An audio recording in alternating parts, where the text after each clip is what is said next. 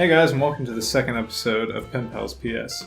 Now, you're probably thinking, what's this? This is totally different to normal. I should explain what I'm thinking when it comes to everything as a whole. I'm thinking that I'll have the main series Pen Pals videos going once every 2 weeks. And the reason being is because I've got quite a few, I suppose you could say, like backup letters or whatever, just from countries that I've already done in the past. So without letting those pile up and the people that sent those in feeling like they got left out, I thought it might be a good idea to use this series, Pen Pals PS, as a way to just sort of catch up on all the letters that I haven't been able to do just yet. And you'll see why when we get to our first letter, which is from Danny, who lives in Canada. Now, Danny's actually my best friend, and in this he's written about some things that were a bit topical at the time. And as a result, you know, this has been sitting here for a while and it's just sort of gotten left behind as such. So that got me thinking, you know, maybe I should come up with a way to get to these letters a bit quicker, and this is the answer to that. So we'll see how we go. Now, of course, everything in this is going to be unscripted. I'm just sort of doing this by the seat of my pants, so hopefully it won't be terrible. Let's get right into Danny's letter and just see what it was all about. Now, I've had a look at this, so I already know what's inside of it, but that's okay. Danny's letter is relatively short, so I might as well just read the whole thing. Did you really just lick the microphone? Dear Nate, I heard there was some flooding in Queensland somewhat close to the time that I wrote this letter. How did this affect your daily life?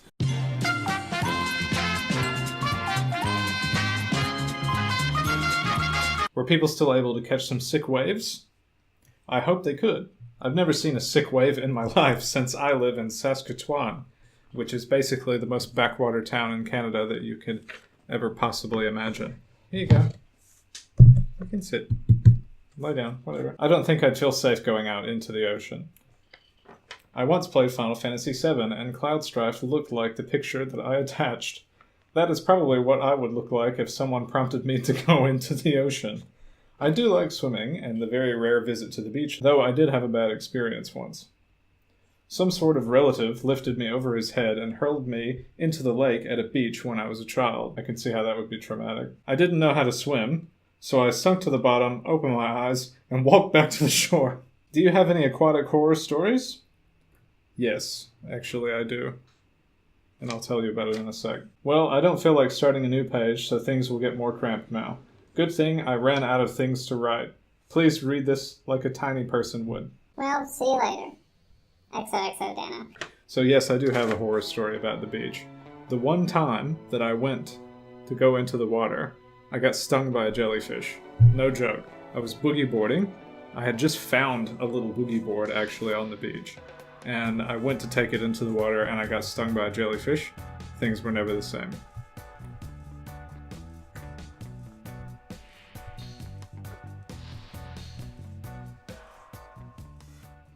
So Danny's drawn us a picture of Cloud Strife from the game Final Fantasy VII. And the text says, I am sad. The wheelchair eases my pain. It reminds me of Eris. Help, I can't swim. Goodbye.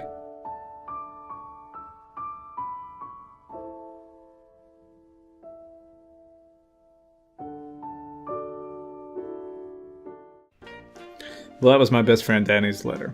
And, so I'll save these just like I would for the regular Pen Pals videos. I'm not going to save his drawing in the same way though, because that's pretty special. But in the meantime, if any of you guys out there are artists, definitely feel free to send me some art.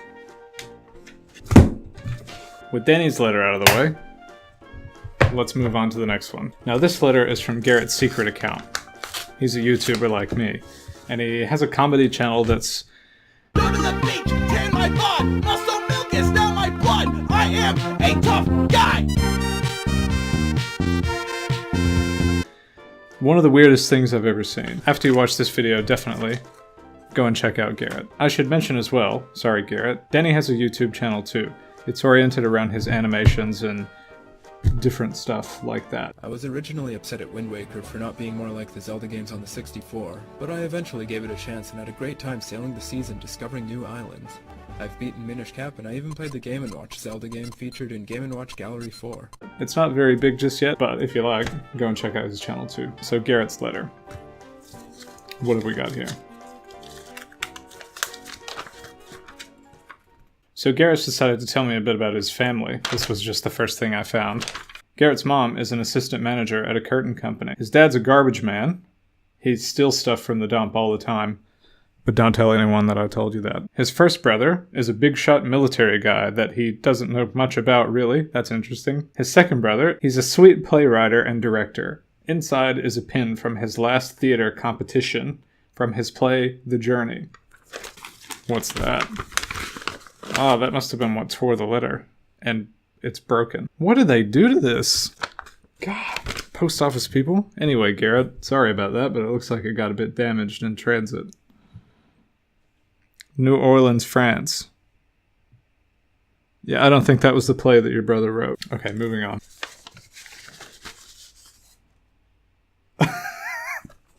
We'll set that to the side for now.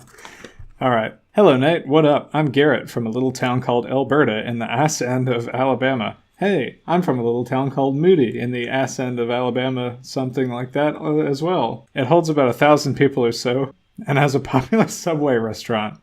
This is where I've lived my whole life. There are two types of people who live in this small town. Rednecks and hardcore dorks. The fact that there is no in-between is very, very shocking to me. Out of the 1,000 population, at least 400 probably really likes anime or something.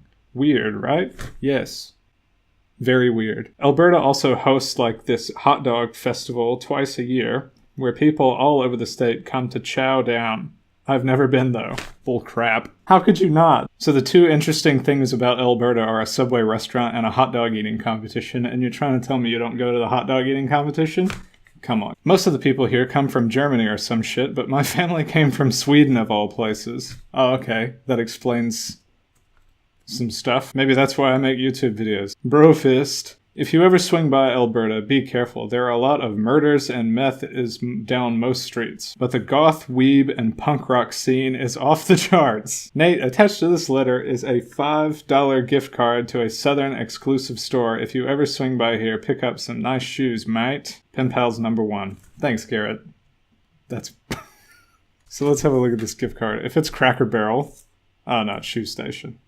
Selection is always in style. 2005. Yep. So there's Garrett's gift card to Shoe Station. God, that looks like shit.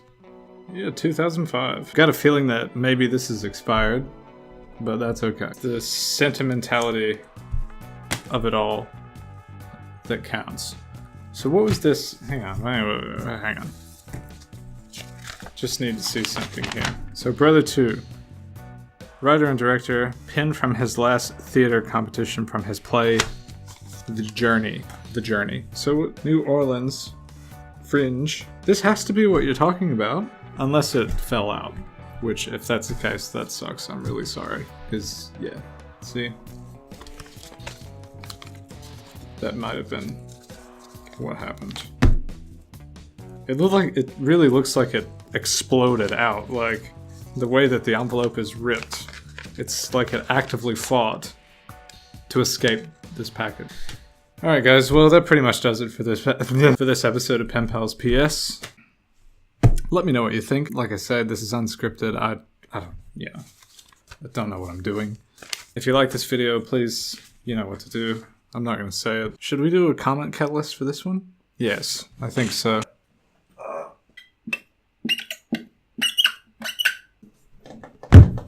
What's your favorite season? With very vague depictions of spring, summer, fall, and winter. Mine would definitely have to be fall, or as my girlfriend says, autumn, because of Halloween. And here's another fun fact about Australia.